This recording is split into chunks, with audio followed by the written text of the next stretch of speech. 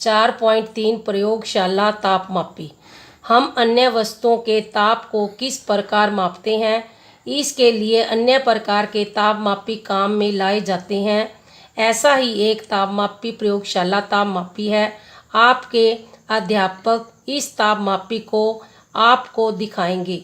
इसे ध्यान से देखिए तथा इससे मापे जा सकने वाले अधिकतम तथा न्यूनतम ताप को नोट कीजिए। प्रयोगशाला तापमापी परिसर प्राय 10 सेल्सियस से 1100 सेल्सियस होता है।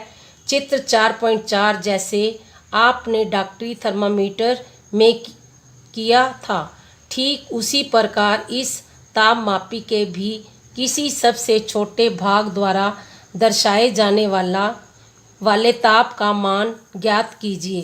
तापमापी द्वारा दर्शाए गए ताप को ठीक पढ़ने के लिए आपको ताप के इस मान की आवश्यकता होगी।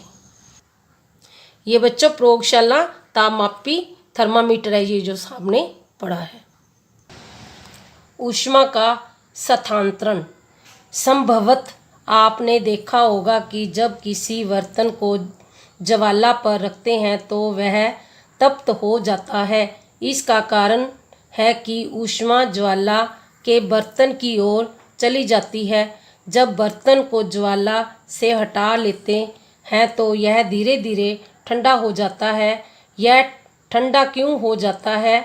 ऊष्मा बर्तन से परिवेश की ओर स्थानांतरित हो जाती है। इस प्रकार आप समझ सकते हैं कि दोनों स्थितियों में ऊष्मा गर्म वस्तु से ठंडी वस्तु की ओर प्रभावित होती है।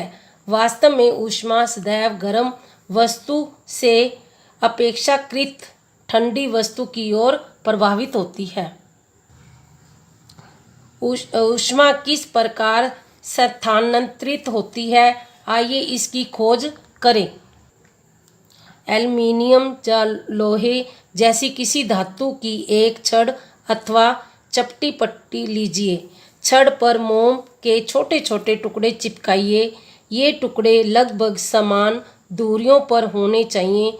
चित्र 4.7 छड़ के एक सिरे को एक प्रयोगशाला स्टैंड पर कसिए। यदि आप स्टैंड न मिले तो आप छड़ के एक सिरे को ईंटों के बीच में दबा कर रख सकते हैं।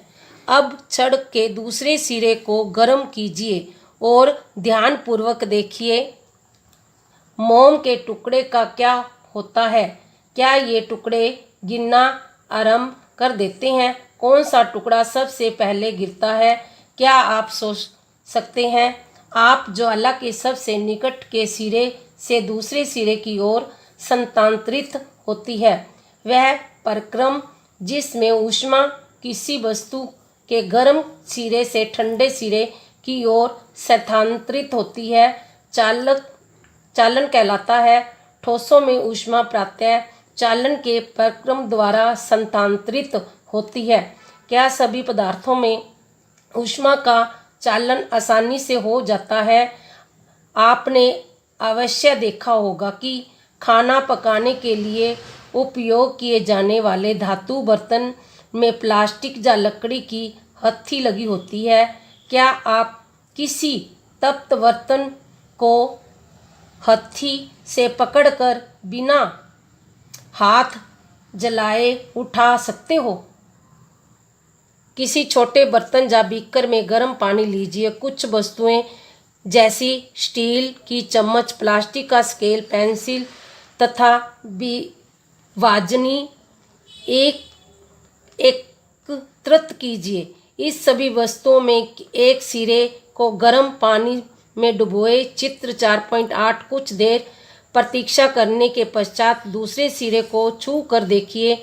आपने परीक्षणों की सारणी 4.3 में लिखिए। जैसे कि ये सारणी दी हुई है, ये वस्तुएं दी हुई हैं, ये पदार्थ जिसकी वस्तु बनी है और ये क्या दूसरा सिरा गर्म होता है या हाँ या नहीं। तो ये क्या स्टील की चम्मच धातु है, ये गर्म होती है? हाँ। जो पदार्थ अपने से होकर ऊष्मा को आसानी से जाने देते हैं उन्हें ऊष्मा का चालक कहते हैं। इनके उदाहरण हैं एल्युमिनियम, आयरन, लोहा तथा कॉपर, तांबा।